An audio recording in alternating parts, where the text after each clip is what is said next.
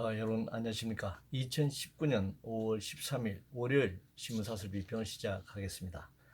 먼저 관료사회와 관련된 사설입니다. 조선일보는 국정혼란 적폐 공포 누구 탓인데 관료에게 책임 돌리나. 동아일보는 관료 복지부동 비난한 당청 실세 공무원만 비난할 수 있나. 매일경제신문은 집권 4년차 같다는 당청 관료사회 질타 전에 자성부터 해야 한다, 이렇게 비판하고 있습니다. 정권 책임자가 자신들의 최종적 정치적 책임을 관료들에게 돌려서는 안 됩니다. 만약 그들이 민주개혁 정권임을 자임한다면 관료 개인이 아니라 관료체제 자체를 개혁해야 합니다. 국정과 관련해서 매일경제신문은 진정한 국민통합 초심으로 돌아가라. 문화일보는 한국당까지 정덜러리세라는 독단으로는 전국 못 푼다 라고 주장하고 있습니다. 제대로 된 적폐청산, 재벌개혁, 관료사회 개혁 등 정말 초심으로 돌아가는 것을 원해서 이런 말을 할까요? 대통령이 제1야당 대표와의 독대 여부로 전국을 푸느냐 마느냐가 달려있는 것은 아닙니다. 문제는 문재인 정부가 촛불 정부로서 제대로 된 개혁을 하지 못하면서 발생한 상황들이 지금 전개되고 있습니다. 자유한국당이 다시 살아나고 있습니다. 민주당과의 지지율 격차 오차 범위 내에 들어가 있는 상태고, 특히 박근혜와 함께 지난 적폐 정권의 핵심 책임자였던 황교안이 제1야당의 대표가 된 이런 기막힌 현실을 문재인 정부가 자초했다고 할 수 있습니다. 한반도 비핵화 관련해서 조선일보는 신형 미사일 사놓고 남 전쟁 연습 중단하라는 북한. 중앙일보는 한미 인내력 시험하는 북한의 위험한 도박.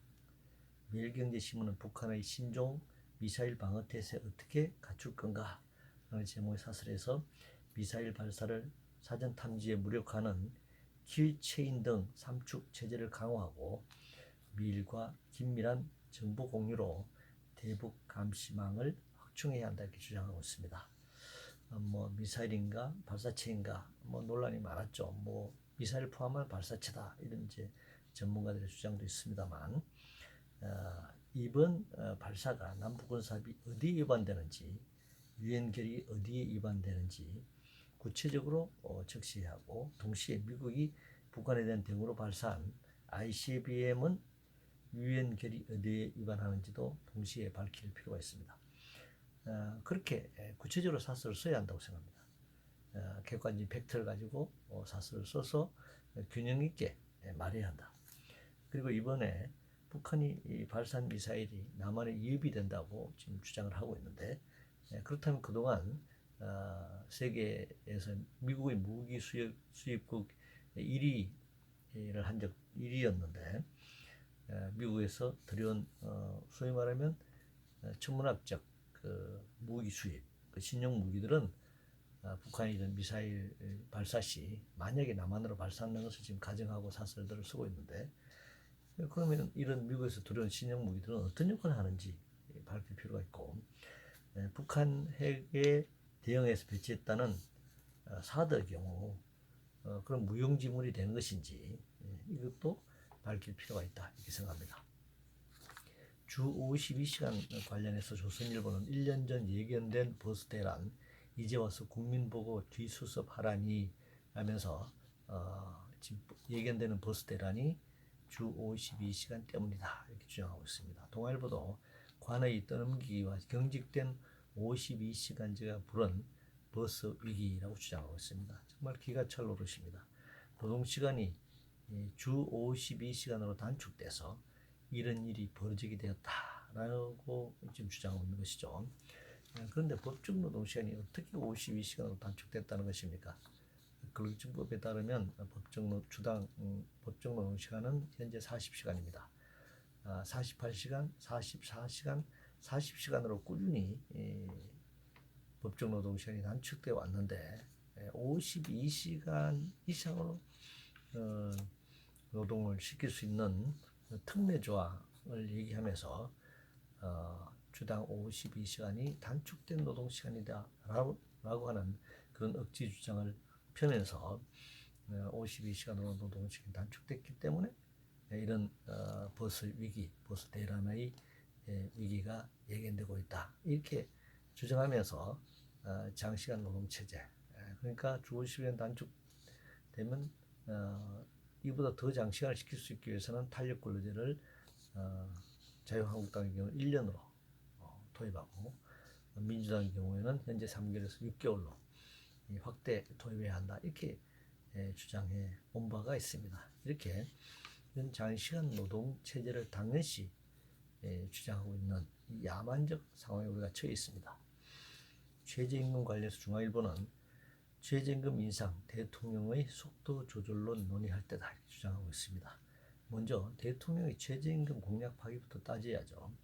이미 작년에 최저임금 삭감법으로 여야 합의로 야합으로 통과식 때 예견된 얘기는 했습니다만, 재계는 우리나라 최저임금이 세계 최고 수준이라고 했고 주휴수당을 포함할 경우 시급 1만 원이 넘는다 이렇게 주장해 왔습니다.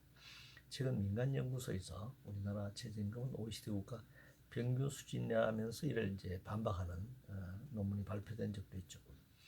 최소한 인간다운 생활을 위한 최저임금은 속도 조절의 대상이 아닙니다. 이 생활상의 문제잖아요. 왜 대통령이 자신의 연봉의 10분의 1도 되지 않는 최저임금에 제한을 가하려고 할까요? 그 우리나라 국세청에 신고된 상위소득 1% 소득자와 비교하면 현재 법정 최저임금은 12.6분의 1에 불과합니다. 그리고 뭐 극단적인 얘기는 합니다만 삼성전자의 CEO의 연봉과 비교하면 1000분의 1에 불과하다. 그래서 알바노조와 라이더 유니언, 평등 노동자회 넘어 이런 단체들이 모여서 1대10 운동본부라고 하는 것을 발족시켰습니다. 최고임금이 최저임금의 10배를 넘지 않아야 한다고 주장하고, 현재 상위 1% 임금이 12.6분의 6대 1인데 이것을 10대 1로 조정하자. 그렇게 하니까 2020년 최저임금은 시급 1526원은 돼야 한다라는 지금 주장을 하고 있습니다. 무역과 관련해서 동아일보는 미중 무역 전쟁 회오리에 시계 제로 한국 경제 라면서 여러 가지 수치를 나열하고 상황을 설명하고 있습니다. 국제 무역은 항상 시계 제로였습니다. 그리고 한나라의 경제나 세계 경제 역시 그러했습니다.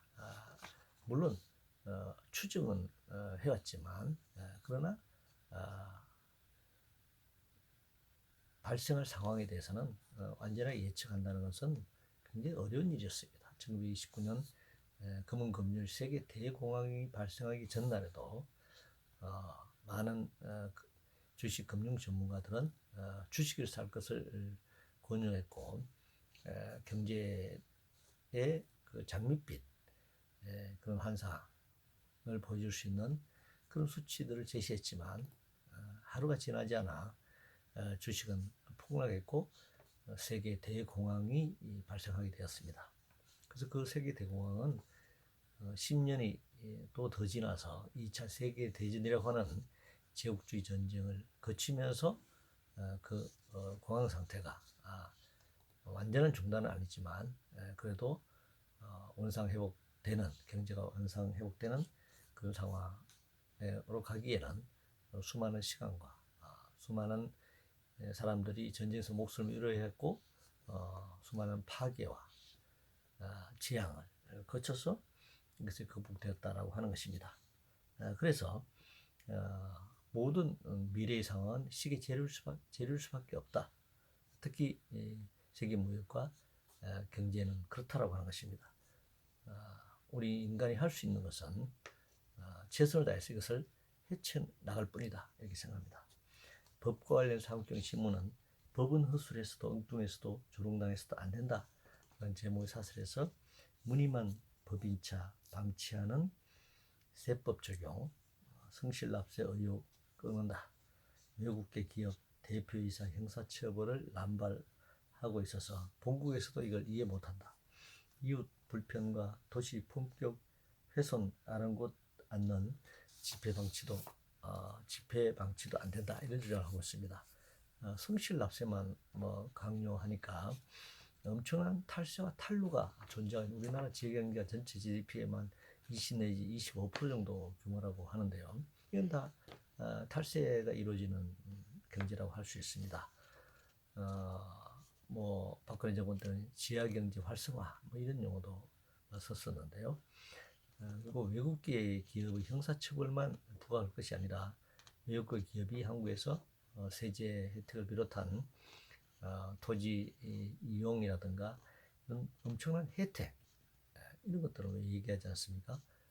그리고 그들이 외투 기업들이 우리 국내 노동자들을 착취하는 그 착취를 통해서 이윤을 극대화하고 그 이윤을 본국으로 송금하다가 어느 시점이 되면은 먹튀하는 그런 해외 투기자본의 먹튀에 대해서는 왜 말하지 않습니까? 그리고 집회 시위를 통해서 드러난 노동자 민중들의 분노가 도시 사람들을 불편하게 하고 품격을 훼손하고 있다 이렇게 생각하는 것 같은데 그런 광장에서의 민주주의 또 광장 정치 법과 제도가 해결할 수 없는 노동자 민중들의 요구와 불만을 광장을 통해서 표출하는 것이 집회와 시위이기 때문에 그 시위를 통해서 발생하는 불평보다 더 많은 고통을 안고 있는 사람들이 목소리를 내는 것이다. 이렇게 이해를 해야 할 것입니다. 건설노조 관련 산업경신문은 양대 노총의 건설 현장 일자리 이권 폭력 정부는 뭐하나 이런 계속적으로 지금 사설들을 내보내고 있는데요. 양노총 산하 건설노조의 갈등을 양노총 갈등으로 격상시키는 이유가 뭔지 묻고 싶네요. 건설 노동자들의 불안정한 고용, 불안정한 임금, 그리고 어느 산업업종보다도 높은 산재 사망률과 산업재해를 당하고 있는 이런 건설 노동자들의 현실을 먼저 생각하고 그 발생되는 현상에 대해서 얘기하는 것이 옳다 생각합니다. 경기 관련 상경신문은 전국으로 확산되는 소비 침체, 재정으로 미봉할 수준 넘었다라는 제목의 사설에서 주력 산업 구조 조정과 경기 둔화로 기업 이익 감소, 고용 위축, 소비 침체가 지속되고 있다. 이렇게 주장하면서 각종 규제와 반기업 정서가 문제고 취약계층의 소득 감소와 소득 불평등 심화를 야기하는 노동정책은 제고되어야 한다 이렇게 주장하고 있습니다. 이 사설은 주력산업 구조조정과 경기 둔화가 원인이라면서 규제와 반기업 정서는 왜 들고 나오는지 모르겠네요. 그리고 지금의 문재인 정부의 노동정책이 취약계층의 소득 감소와 소득 불평등을 야기시켰다는 근거가 어디에 있는지 묻고 싶습니다. 그동안 최저임금 인상을 일자리 줄어들고 소득 격차가 더 벌어졌다라는 이제 주장을 자본이 쭉 해왔는데 문재인은 문재인 정부의 노동 존중과 소득주도 성장 정책을 파탄 내리는 이데올로기 공수였을 뿐 실질적으로 최저임금이 작년에 한 10조 원 정도 올라서 소득 격차가 더 벌어졌다 이건 말이 안 되는 얘기고 우리나라 총 생산 GDP의 10조 원은 0.6% 정도에 불과하고 사내 유보금 재벌의 사내 유보금이 950조 정도가 예상된다고 하는데 1% 수준에 불과한 것입니다. 그렇기 때문에 사실은 이 최저임금 500만 명 최저임금 선상에 있는 500만 노동자들의 작년에 오른 최저임금이 시급 1,060원씩 올라서 13조가 올랐지만 정부가 3조를 지원하고 10조 원이 오른 것 이것 때문에 경제가 침체하고 소득 격차가 벌어졌다라고 하는 것은 어불성설입니다. 만약 10조 원이라도 오르지 않았다면 그만큼 소득 격차가 더 벌어졌을 건데 최저임금이 10조 원 오름으로써 10조 원만큼 격차가 좁혀졌다 이렇게 해석하는 것이 옳다라고 생각합니다. 신도시 관련해서 문화일보는 1, 2기 신도시 주민의 반발 자초한 졸속 3기 계획이라면서 신도시 최근에 발표된 고양시 지역을 비롯한 신도시 3기 계획을 비판하고 있습니다. 현재와 같이 부동산 시장의 투기를 불러일으키는 방식으로 신도시를 개발하면 할수록 투기와 환경 파괴, 자원 낭비, 사회적 불평등 문제는 확대될 수밖에 없다고 생각합니다. 천막 관련해서 문화일보는 광화문 광장의 애국당 불법 천막도 자진 철거가 정도다 이렇게 주장하고 있네요. 내용적으로 서울시가 세월호 불법 천막은 방조했고 노무현 재단 정치 행사는 허용한 반면에 자유한국당과 애국당의 천막은 자유한국당의 천막은 차단했고 애국당은 불법적으로 이제 쳤는데 이거 서울시가 불법이라고 얘기하고 있는 상황입니다. 그런데 문화일보는 애국당 천막도 불법이니까 자진 철거하는 것이 정도다 이렇게 주장하면서 그동안 서울시가 허용했던 세월호 천막을 비롯한 모든 천막들이 불법이었음을 지금 역으로 우회적으로 강조하고 있는 것이죠. 그러나 어떤 단체든 신고와 허락 없이 천막을 설치했다면 서울시와 구청이 개고장을 붙일 것이고 행정적 절차를 밟게 될 것입니다. 그리고 한편으로는 행정 절차를 수정하지 않으면 법적 절차가 당연히 남아있고 그러나 다른 한편에서는 이런 정치적 상황을 고려해서 또 협상이 이루어질 것입니다. 그래서 이 천막이라고 하는 것이 실정법상 도로법이 됐던 실정법상 불법이라고 하더라도 그것이 단순한 도로 점유가 아니라 어떤 정치적 상황에서 벌어지는 것이기 때문에 정치적 상황으로 이것을 풀어나가는 것 이것이 우리 사회가 법과 제도만이 아닌 정치적 상황을 풀어나가야 하는 사회적 갈등을 해결해 나가고 사회적 상처나 사회적 갈등을 치유해 나가는 하나의 방편이기도 하다. 이런 사실을 기억해야 할 것입니다. 이상으로 2019년 5월 13일 월요일 신문사설 비평을 모두 마치겠습니다.